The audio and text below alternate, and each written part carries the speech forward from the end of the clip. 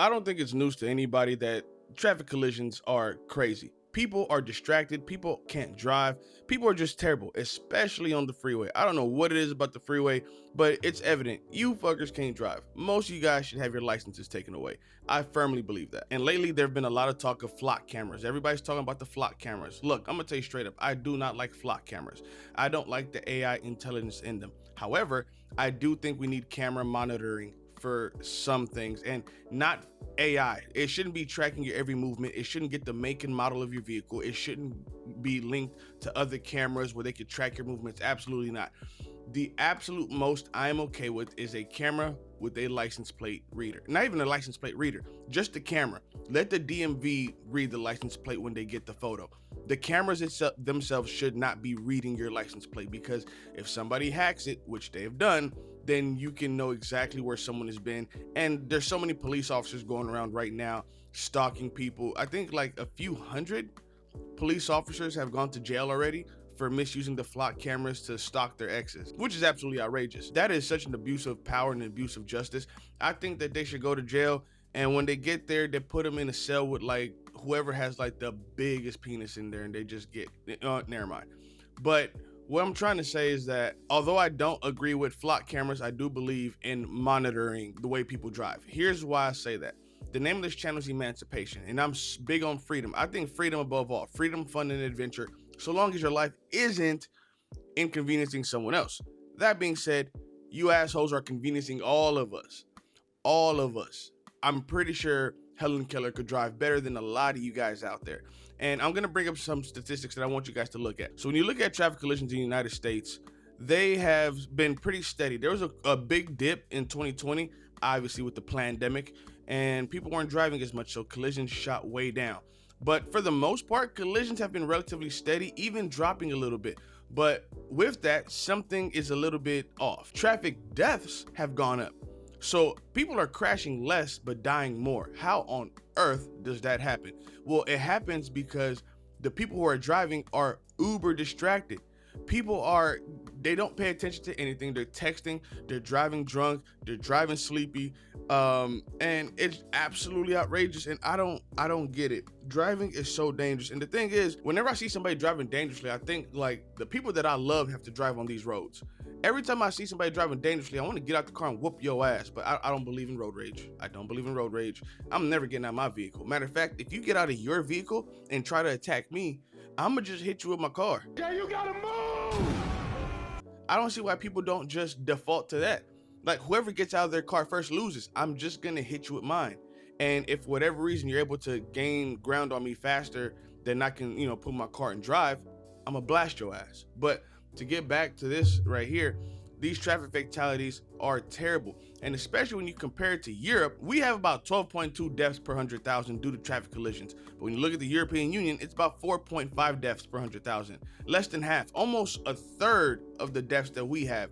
And it's absolutely crazy. One of the things that we need to look at is roundabouts. We need to have more roundabouts in America. It's just, people cannot drive. People don't pay attention. Now, I've seen some crazy videos when it comes to roundabouts, because I guess people are so moronic, they try to go left when you have to go right. Like, it's a circle. You go counterclockwise. It's not that difficult to understand, but I get it. Some people don't have an IQ above room temperature. I understand. And it's going to take some growing pains, but roundabouts are better. Now, here's the thing about roundabouts. They have about 12% higher crash rates. Traffic collisions go up by 12%. However, traffic fatalities go down about 33 to 38%. The reason being is because, one, it's slower because you have to slow down to turn, and two, you don't have an intersection. So T-bones are gone. Instead of a T-bone, you get a side swipe. Even a side swipe at a higher speed is better than a T-bone at low speed.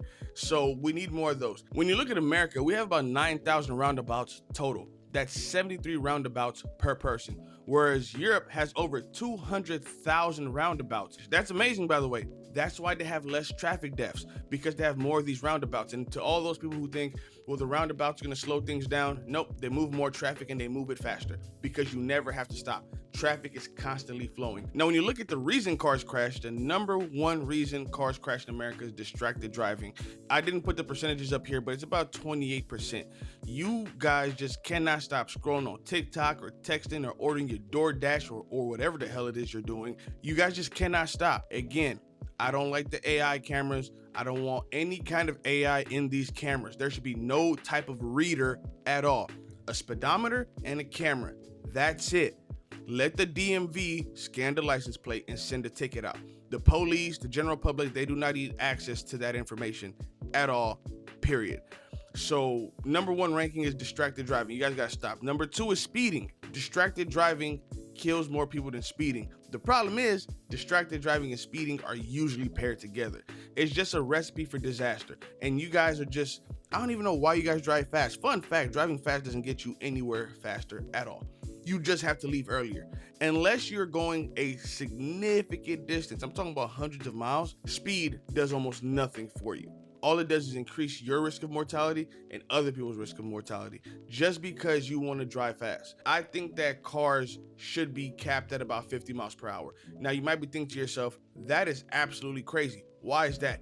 Have you ever seen those videos with the crash test dummies where the cars hit the wall and the whole thing just crumples? Yeah, those are at 50 miles per hour. Your car is only crash rated to about 40 to maybe 50, but usually 40 miles per hour. So the fact that the speed limit is 65, 75 is absolutely crazy. I know this may seem like I'm trying to control people. No, I'm a firm believer of freedom. I think freedom above all, but for freedom, we need safety. And you guys are making the roads unsafe. So yeah, I think cars should all have a governor or should come from the factory unable to go past 60 miles per hour. But I think 40 or 50 should be the max because that's what they're crash rated at. Just let's use some common sense, people. That's what the crash rating is at. The next one is drunk or impaired driving. Pretty obvious there. Now, drunk driving causes less deaths than speeding and distracted driving. So how come we don't treat speeding and distracted driving as crimes? I know speeding is considered an infraction until you get to a certain speed, but nah, I think start treating it like a crime. Tow these people's cars. If you catch them texting or speeding, pull them over, tow their car, take them down to the station, book them, process them, let them go pay their $300 to get their car out, and then they have to go to court so that they can pay their fine. Make them go through the whole process, arrest them, book them, handcuff them, and then maybe we're gonna start seeing reductions, traffic collisions and traffic deaths. Like I said, the people that I love and care about are on these roads as well, and some of them are pedestrians. So the fact that you guys think that driving shouldn't be regulated is crazy. You know what's wild? When you take certain medications and they say don't operate heavy machinery, for whatever reason, people assume like tractor, bulldozer, wrecking ball. They're talking about your car. They're talking about your car. That's a 3,000 to 5,000 pound heavy piece of machinery. What is wrong with you? The next cause of accidents is reckless and aggressive driving. I mean, that goes up there. Typically speed and reckless is the same thing, but when they say aggressive driving, that's people trying to cut people off. That's people trying to shoot the gap when there's not one there, and it's absolutely ridiculous. The next one is weather conditions. That's kind of out of people's control, but you should be driving safer when the weather conditions are bad. Common sense. But hey, common sense isn't that common. There's still people out there that think that could care less and couldn't care less are the exact same thing. They are not. Failing to yield, again, probably because you're distracted. And then running red lights and signs, again, probably because you're distracted. Look at these things. Out of all these things, only one of them is uncontrollable, and that's weather conditions. And even then, when the weather is bad, you drive safer. You drive slower. The problem is you guys don't want to leave the house early. Everybody's in a goddamn rush. And that's why I think cars should be capped at like 40 miles per hour. Let's talk about the freeways real quick. You guys can't, there needs to be a special kind of license to drive on the freeway. Everybody should not be driving on the goddamn freeway. For example, I am not going to slow down my car for you to merge over. If there's a gap, hit the gap and hit it with acceleration. Because when you turn your wheels, your car slows down. Okay? I'm not going to say common sense because I just said people don't have common sense. But if your car is delivering power in a straight line, the most efficient way it can deliver power, when you turn your tires, that power is not delivered as efficiently. So you're going to slow down. So that means you have to give your car some gas, put some acceleration behind it. That way when you merge over, you can keep the flow of traffic. Also, when there's a car accident to your right, stop slowing down. You wouldn't believe how many times I'll be in traffic And I'm like, what the hell is going on? And then I look a little further, I'm like, oh, it looks like there's an accident. And as I get closer, it's like the accident is on the opposite side of the freeway, going in the opposite direction. Why are we slowing down here? Why do you guys want to see that? You guys want to see dead bodies? You weirdos? Just keep driving, man. I know it. I don't. Sorry, that's a little bit of a rant. I think people need a specialized license to drive on the freeway, where you are tested at high speeds. You need to be tested on emergency maneuvering, emergency braking, defensive driving, because just doing a couple hours of driver's ed, if you even do that, and then practicing on your own with family members who probably can't drive either, and then like, all right, here you go, you can now operate a 5,000-pound motor vehicle. It's crazy. And I think there should be different classes of licenses, just like you have C class and you have like CDLs that gives you like trucks, and you have B classes that give you buses.